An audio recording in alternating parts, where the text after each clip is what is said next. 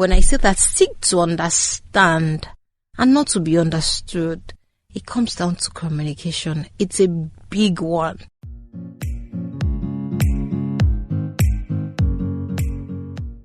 Hello everyone, and welcome to another episode of Staying Married, brought to you by This Marriage Business Academy. My name is Ademorayo Akpara, and I'm delighted to join you again on this week's edition.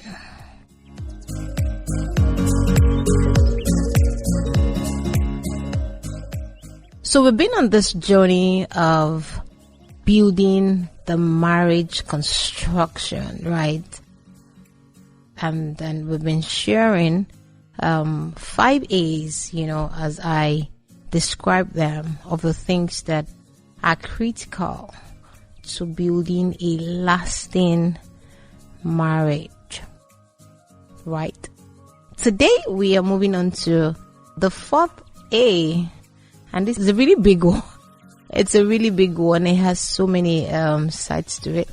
I will try as much as possible, to touch on as many pointers, but we still would have a major session on what this 4th A speaks to, because it's really the bane for major issues in marriage. I'm sure you're wondering in your mind, what was Mo talking about today? So yeah, we're talking about agreement. That's the 4A. Agree. And agreeing for me, it's just about communication. I mean, there can't be any agreement if there is no communication. So the first thing is to agree. And what agree sits on is communication. Communicate. Talk. One of the biggest things, or one of the greatest things that you can enjoy and be deliberate about in your marriage is to ensure that you have free flow conversations. Just be able to talk to your spouse and communicate effectively, agreeing on things as it pertains to you. Many times you find that spouses have thoughts and ideas in their mind that they are not communicating with their partners, and they are expecting, an action based on your thought. I mean, how would it flow? You're not speaking to this person the things that, you are burdened about, or you're burdened or bothered about, and this person is not aware. You're not speaking the same language. You're not sharing. It's not a good place to be. Trust me. And, studies have shown that one of the major issues, major areas that really give married couples challenges, and I don't even think it's married couples, one of the biggest human challenge is communication. Because I have expectations in my mind, and I'm not communicating it to this person that we are in this relationship with. It can be a boss to subordinate, it can be co-workers. I mean, it can be anywhere. Your domestic support staff at home, your driver. I mean, everywhere. Communication. So I'm thinking something that I'm not expressing in the right way, and I'm having expectation of this person that they're unable to deliver to, and is, getting me in a state of anxiety and anger and pent-up emotions, just because we are not communicating, which would lead to agreement. So communication. The book of Amos chapter 3 and verse 3 says, "Can two work together except they be agreed?" Like, seriously. I mean, without asking. So if we are heading in the same direction, we can work together, right? But if our destinations are different, how will you marry? if I have to go to Lekki and somebody wants to go to Ikeja, how can we be in the same vehicle? It can't work. You say, so communication is very critical. I mean, it's one of the things that people need to focus on even before marriage. And when you're then in marriage, already in the institution, and you're together with this person, you must pay close attention to it. And I say that you should seek to understand and not seek to be understood. Because when you understand the other party, you are able to, bring them to understand you. I don't know if that, that makes sense to you. So seek to ensure that you understand what this person is saying, is really saying, and, is making a very first point to. So I'll quickly share a personal example. I mean, in the last couple of weeks, I had this argument with my husband, and he was just going on and on about this thing. And I felt like, come on, what is it that you're going on and on about? It didn't make sense to me. I couldn't see that. I'm like, this thing is not an issue. Why are you making an issue out of it? I mean, it really got me upset. However, he was saying, no, this is, I'm like, God, we got into this argument one day. I'm like, what, this is stressing me. And so at some point, I felt really stressed. I'm like, what, I don't even want to talk about this thing again because it's just so stressful. So I quietened, and he goes, what I'm really saying, right, is that stop making excuses. You've done something wrong. Just apologize without making excuses. I'm like, wait. So all you have been saying since.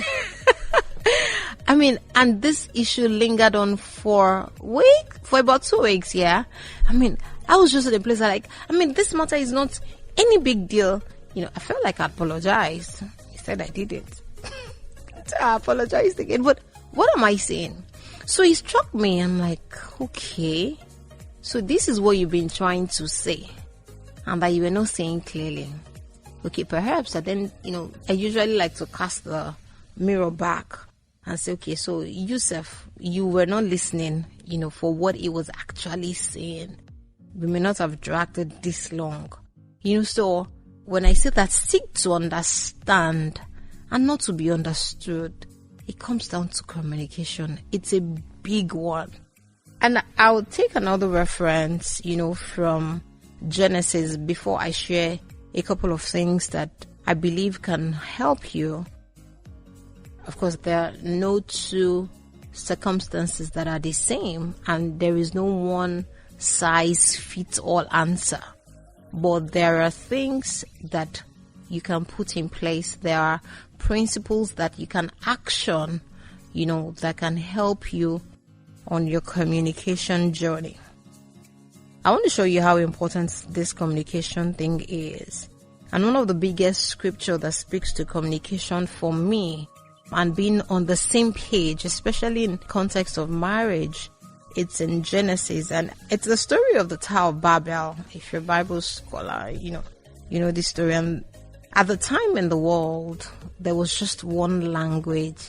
So imagine that the over whatever billion number of human beings on the planet are speaking the same language. So there is no Hausa, Yoruba, Hindu, German, French, all the language. It was just one. And everybody had come together to say, let's make a name for ourselves. Let's do this thing. Great idea. They're speaking one language. They were communicating. They were in communion. They understood themselves. Let me go to verse 5 of that chapter. And the Lord came down to see the city and the tower which the children of men builded. Now, if you read from verse 1, he said that, okay, let me just read from verse 1 so it would really help and give you context. You also can check. So this is Genesis chapter 11. I'm reading from verse 1. It says, and the whole earth was of one language and of one speech. And it came to pass as they journeyed from the east that they found a plain in the land of Shinar, and they dwelt there. And they said one to another, Go to, let us make brick and burn them thoroughly. And they had brick for stone, and slime had they for mortar. And they said, Go to, let us build us a city and a tower, whose top may reach unto heaven. And let us make us a name, lest we be scattered abroad upon the face of the whole earth. So this was their plan. Let's do this thing. They were just talking about it and thinking, let's do this thing together. And see the next verse says, And the Lord came down to see the city and the tower that the children of men had builded. It was done, completed. How? In their mind, in their union, in their collectiveness, in their one voice and one vision. This passage speaks to a lot of things in, teamwork and, collaboration and vision. But I really want to pick the language. And God said, Behold, the people is one, and they have all one language. And this they begin to do. And now nothing will be restrained from them, which they have imagined to do. Did you see that? Extremely powerful. Now, this tower was still in their mind. It wasn't down. The brick and mortar hadn't been put together. It wasn't erected. But guess what? God saw that it was done. And what was the critical factor? They had one language. So imagine that you speak one language and you've got one voice with your spouse. Just imagine for a second the kind of things that you can achieve. That's the power of communication. So there is no separation. There is no, this is me. No, they were together. There was no hierarchy, no, I'm bigger. No, we didn't see it. It's so profound. So it wasn't a case of, who is earning the biggest or who has connect, who has nothing. They had one voice, one language that they were speaking. So communication is critical. That you focus on ensuring. I do hope that this has been a blessing to you, because he has blessed me also. Thank you so much for listening. I do hope to read from you. Please share your questions, share your thoughts, and share your feedback continuously with us. You can write to me at mo@thismarriagebusiness.com.ng. And for further inquiries on bookings for counseling sessions, you can write to talk to us at thismarriagebusiness.com.ng. Also, do well to follow us on our social media handles at This Marriage Business on Instagram, on Facebook, and on YouTube. It's been an absolute pleasure and an honor to bring this to you today. I do hope you join the next episode. Bye for now.